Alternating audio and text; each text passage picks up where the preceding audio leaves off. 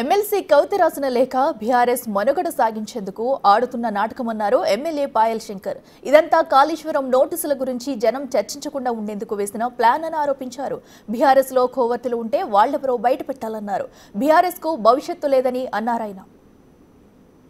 TRS party కనుమరుగైతున్నటువంటి సమయంలో ఏ విధంగానైనా సరే కొంత మనుగడ కాపాడుకోవడానికి టీఆర్ఎస్ పార్టీ ఆడినటువంటి కొత్త నాటకం. ఒక పక్క కాళేశ్వరం మీద నోటీసులు అందినాయి కాబట్టి ఆ అవినీతి మీద ప్రజలలో ఎక్కడ చర్చ ఉంటుందో, జరిగేటటువంటి విషయాల మీద ప్రజలలో చర్చ జరుగుతున్నది కాబట్టి ఆ చర్చని పక్కదారి పట్టియాలన్న ఆలోచనతోని ఈరోజు కవిత ఉత్తరం అనేది తెర మీదకి వచ్చినట్టు అనిపిస్తూ ఉన్నది.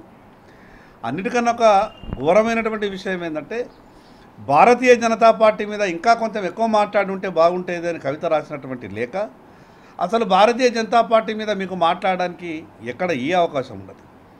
ఈరోజు నరేంద్ర మోడీ గారి నాయకత్వంలో ప్రపంచానికే నాయకత్వం వహించే దిశగా భారతదేశం ప్రయాణం కొనసాగిస్తే, ఇంత గొప్పగా అభివృద్ధి కార్యక్రమం దేశం మొత్తం మీద జరుగుతూ ఉంటే, ఎక్కడో ఉన్నటువంటి దేశ ఆర్థిక పరిస్థితి 11వ స్థానం నుంచి 5వ స్థానంకి వచ్చి రేపు అతి తొందరలోనే 3వ స్థానానికి పోతూ ప్రపంచంలో అతిపెద్ద ఆర్థిక వ్యవస్థగా నిలబడుతున్నటువంటి భారతదేశం గురించి, ఇంత గొప్పగా పరిపాలన అందిస్తున్నటువంటి నరేంద్ర మోడీ గారి గురించి, భారతీయ జనతా పార్టీ గురించి అసలు టీఆర్ఎస్ పార్టీకి మాట్లాడడానికి ఎక్కడ కూడా అవకాశం లేదు.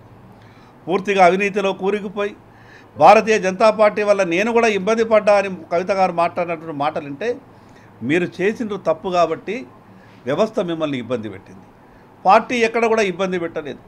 భారతీయ జనతా పార్టీ వ్యక్తిగత కక్షల్ని పెంచుకొని వ్యక్తిగతంగా ఇబ్బంది పెట్టాలని, అది రాష్ట్ర ప్రభుత్వాలైనా కేంద్ర ప్రభుత్వమైనా ఎప్పుడు కూడా ఆ రకమైనటువంటి ఆలోచనలతో భారతీయ జనతా పార్టీ రాజకీయం చేయదు. నీతితో విలువలతో కూడినటువంటి రాజకీయం చేస్తుంది భారతీయ జనతా పార్టీ. ఆ కుటుంబంలో జరుగుతున్నటువంటి కలహాలను కప్పిపుచ్చుకోవడానికి ఇది ఆ కుటుంబం కలిసి ఆడుతున్నటువంటి నాటకంలా అనిపిస్తూ ఉన్నది. ఏది ఏమైనా టీఆర్ఎస్ పార్టీ అనేది భవిష్యత్తులో ఉండేటటువంటి అవకాశాలు కనిపిస్తలేదు.